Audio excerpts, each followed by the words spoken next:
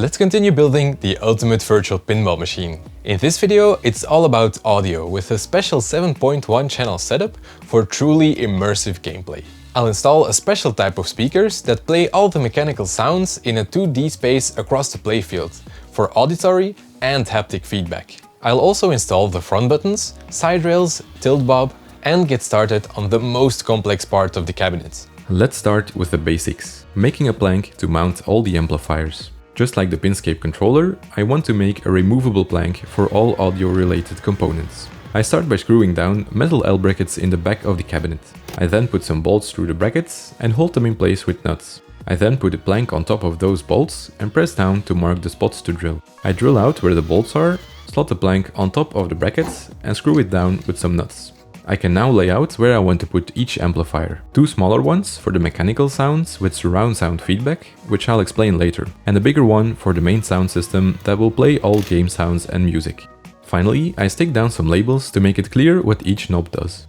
Now let's connect the main sound system. First, I plug the power supply into the amplifier and the power strip. Then the aux cable into the module and the other end into a 7.1 channel audio card that is connected to the PC. The main sound system will only use two channels for the left and right speakers. To connect the speakers, I grab some audio cable and connect some to the subwoofer output. The other end conveniently plugs into the 12-inch subwoofer underneath. The left and right speakers also connect to the amplifier. The wires are routed to the back of the cabinet and up into the back box. I grab the speaker panel to gauge how long the wire should be and crimp some speaker connectors onto them so everything can easily be connected. Later on, I will put another connector in between the speaker panel and the cabinet, so the entire panel can be removed with a single plug. For now though, I can slot the speaker panel into the back box with the speakers connected. Of course, it's now time for a sound test. Let's hear the speakers and subwoofer.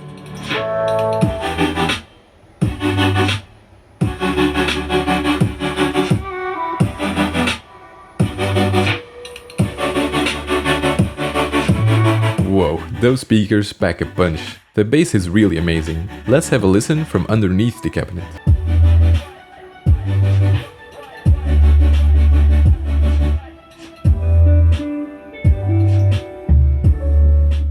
The next and final audio step will be to mount these exciters. Exciters are basically speakers without a speaker cone.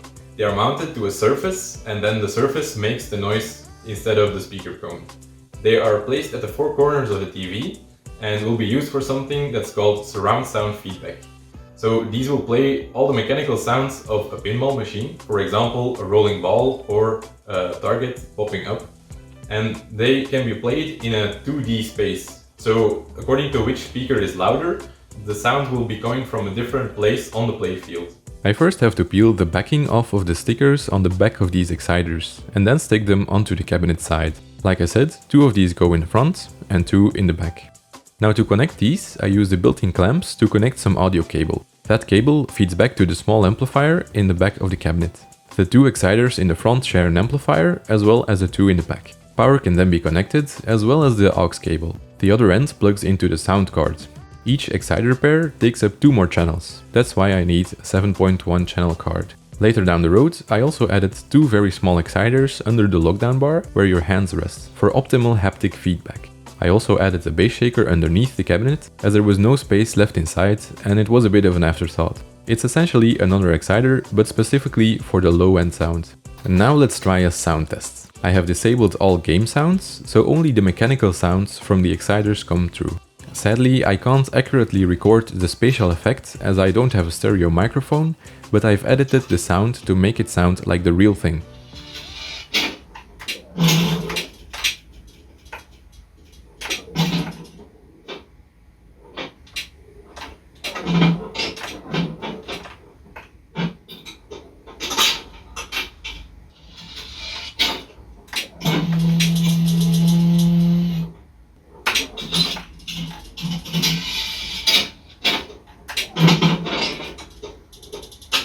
It's really an amazing effect.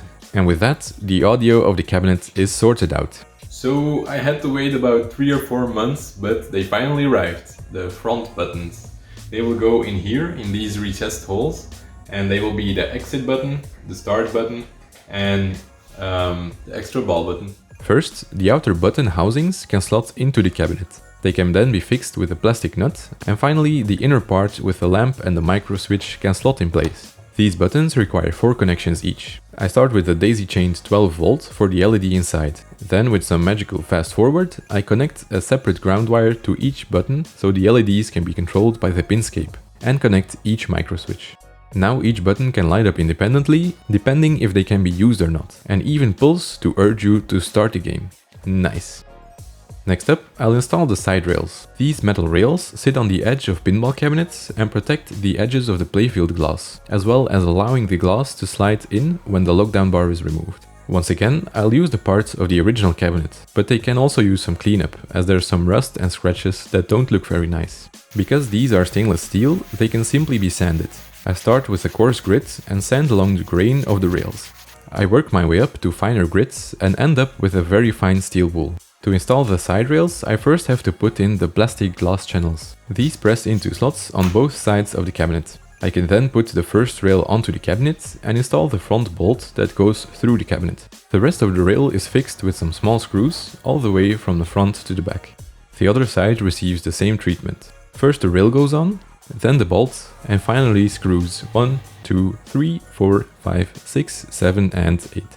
The result looks incredible. Another amazing addition with a big impact on how finished the cabinet looks. The shiny metal makes the cabinet look really tough and industrial. The next addition to the cabinet will be this tilt bob. This is basically a free hanging weight that will touch the corner of a metal bracket when the cabinet is shaken too hard. This will cause the machine to tilt and prevent people from damaging the cabinet by shaking it too hard. I first screw in the bottom bracket and then the top one. The weight can then be inserted through the ring and hung from the top bracket. To connect the tilt bulb, I screw in 2 wires that make contact with both brackets and connect those to the pinscape. Okay, so I have the tilt bulb installed. Now if I shake too hard, there should be a warning on the screen that says that I should be more careful. And it works! How nice! Now that the side rails are on, one of the final things to do as far as cabinet hardware goes is installing the coin door. I'll start with the trim that goes inside these edges and then move on to the door itself. So first I grab all the parts of the coin door frame. Just like the leg bolts, these bolts are not in good shape. I use the same trick to insert the bolts in my drill and then sand them with different grits of sandpaper and steel wool. The difference between the old bolts and the new ones is really nice. At least they look shiny now. Next I move on to the frame pieces. Just like the side rails, these are quite dirty. Once again, I use sandpaper to clean everything up, making sure to sand along the grain. The cleaned up pieces look really shiny and smooth compared to the old ones. One by one, I clean up each frame piece until all 4 are done. Each piece then fits over one of the edges of the coin door hole. The pieces are attached with some bolts that go through the cabinet. I install all 4 sides and make sure to fix all bolts down with nuts. The frame already looks great, but now it's time for what might be the most complex part of the cabinet. Okay, as you can see, I've got 2 coin doors here. This one is the original one with some damage here in the corner, and this one is the second one I got to repair this first one basically. I'll take all the parts from this door that are in better shape than they are on this door and basically make one good door again. First up, I have to disassemble the entire coin door. I remove each screw and put them in an organizer, grouped in logical parts. I also write a short description for each set of parts so I know what they are exactly. The first screws allow the coin chute bezel to fold down. I can then remove the screws that fix it to the coin door and remove the entire part. The metal brackets that hold the price plates in place can also be removed and put to the side. The hinge can also be removed from the coin chute bezel. I try to lay down all parts more or less in the position I disassembled them in, so it's easier to keep an overview. Next, I continue work on the door itself. I remove the coin chutes with some screws from the back and the front and take them out. I then move on to the coin return lever. This is what pushes down on the coin mechs to return a coin that's stuck. I can then remove the sockets for the coin mechanisms from the door, as well as the leave switch for the old start button.